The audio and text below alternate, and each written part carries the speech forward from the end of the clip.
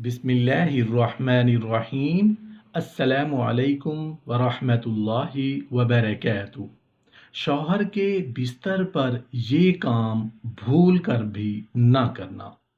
رسول اللہ صلی اللہ علیہ وآلہ وسلم نے بہترین عورت کی ایک صفت یہ بیان فرمائی کہ جب شوہر کی اس پر نظر پڑے تو وہ اس کو خوش کر دے۔ یہ ایسی خوبی ہے جس کے ذریعہ ایک ایماندار اور پرہیزگار عورت خوشحال اور خوشگوار ازدواجی زندگی حاصل کر سکتی اور اپنے شوہر کی محب اور محبوب بن سکتی ہے۔ عورت کے ظاہری حسن اور خوبصورتی کی وجہ سے مردوں کے دل میں ان کے لیے کوئی اہمیت پیدا نہیں ہو سکتی۔ ہاں، صرف کمزور مردوں کے جذبات کو ابھار سکتے ہیں۔ اس لیے آج کل کی فیشن زدہ عورتیں جتنی کوشش وہ ظاہری حسن کو نکھارنے کے لیے کرتی ہیں، اگر اس سے نصف کوشش وہ باطنی حسن پیدا کرنے کی کریں تو نہ صرف شوہروں کی نظر میں بلکہ خاندان اور معاشرے میں عزت و عظمت حاصل کر سکتی ہیں۔ جوان عورتوں کے لیے آرائش اور زیبائش منع نہیں، مگر ان کی نمائش منع ہے، کیونکہ یہ شرفاء کا کام نہیں۔ اس لیے جتنا ممکن ہو اس سے احتراز کیا جائے۔ عورتوں کا مزاج فطرتاً شکی ہوتا ہے۔ وہ اپنے شوہر کی اضافی مصروفیات یا کسی اور وجہ سے شک کرتی ہیں کہ ان کا شوہر اس کی بجائے کسی اور سے محبت کرتا ہے۔ اسی شک کی وجہ سے عورتوں کی زندگی بے مزہ اور خوشحال گھریلو زندگی متاثر ہوتی ہے۔ ناشکراپن بھی خوشحال گھریلو زندگی کو ناخوشگوار بنانے کا باعث بنتا ہے۔ میاں بیوی کو شادی کے ذریعے جو راحتیں اور سہولتیں ملتی ہیں وہ ان کو نظر انداز کر دیتے ہیں۔ شادی کے بعد مرد کو اگر گھریلو زندگی میں راحت اور آرام حاصل ہوا ہے تو عورت کی زندگی بھی آسائشوں سے پر ہوتی ہے۔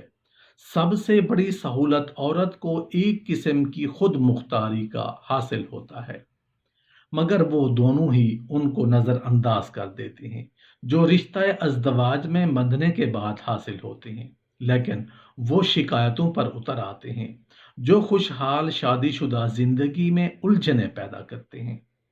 ازدواجی زندگی عورت کی خوبصورتی اور مرد کی دولت و عظمت کی وجہ سے خوشگوار نہیں ہوتی، بلکہ ان کے لیے ان کے باہمی تعلقات کا خوشگوار ہونا اور ایک دوسرے کا مزاج آشنا ہونا ضروری ہے۔ آج کل کی لڑکیاں اپنی خوبصورتی کی وجہ سے چند دن تک اپنے شوہروں کو اپنا گرویدہ بنا لیتی ہیں، لیکن جیسے ہی جنسی جذبات سرد ہوتے ہیں تو شوہر کی محبت بیوی کے لیے کم ہو جاتی ہے۔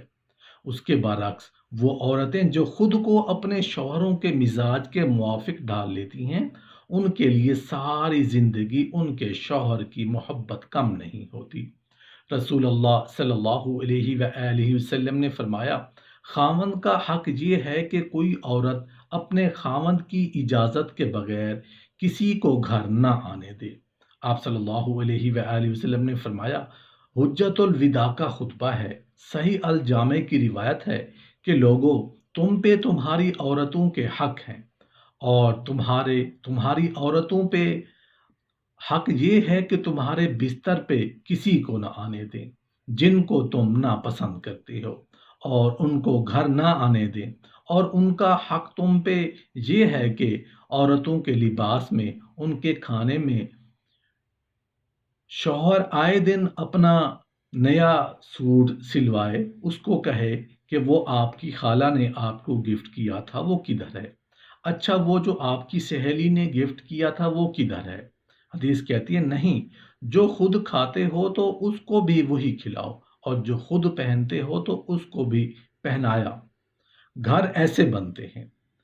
عورت شوہر کی خوشی کو اپنی خوشی سمجھے اور اس کی خدمت اور تابعداری کرنے میں خوشی محسوس کرے، کیونکہ اگر عورت شوہر کی خدمت گزار ہوگی تو اس میں اس کی بہتری ہے۔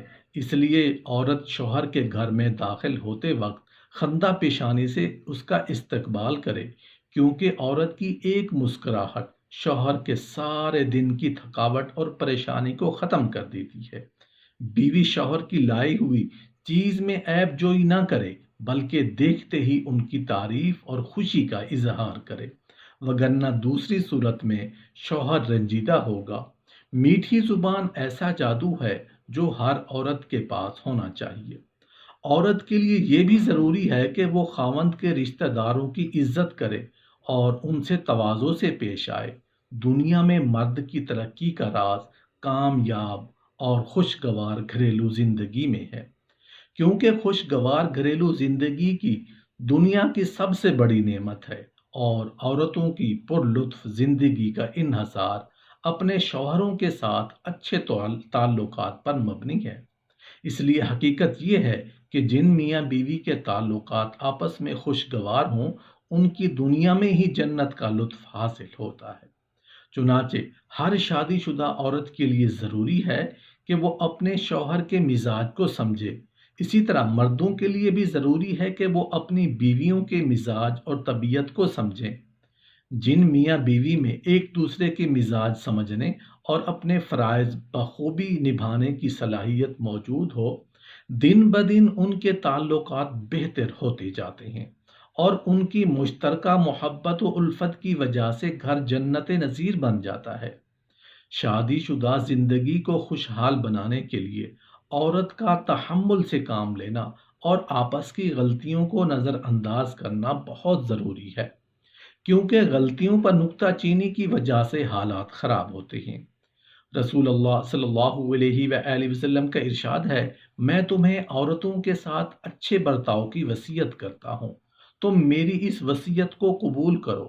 بے شک وہ ٹیڑھی پسلی سے پیدا کی گئی ہے، اور پسلیوں میں سب سے زیادہ ٹیڑھا اوپر کا حصہ ہے۔ اگر تم اسے سیدھا کرو گے تو توڑ دو گے، اور اگر اس کو چھوڑ دو تو یہ ٹیڑھا ہی رہے گا۔ دوسری روایت میں ہے کہ عورت ٹیڑھی پسلی سے پیدا کی گئی ہے، وہ تمہارے لیے سیدھی نہیں ہو سکتی۔ اگر تم اس سے فائدہ لینا چاہو تو اسی حالت میں نفع حاصل کرو، اگر تم سیدھا کرنا چاہو گے تو اسے توڑ دو گے، اور اس کا توڑنا اسے طلاق دینا ہے۔ رسول اللہ صلی اللہ علیہ وآلہ وسلم نے فرمایا، عورتوں کے معاملے میں تم اللہ تعالیٰ سے ڈرتے رہو، کیونکہ تم نے ان کو اللہ تعالیٰ کی امان کے ساتھ لیا ہے۔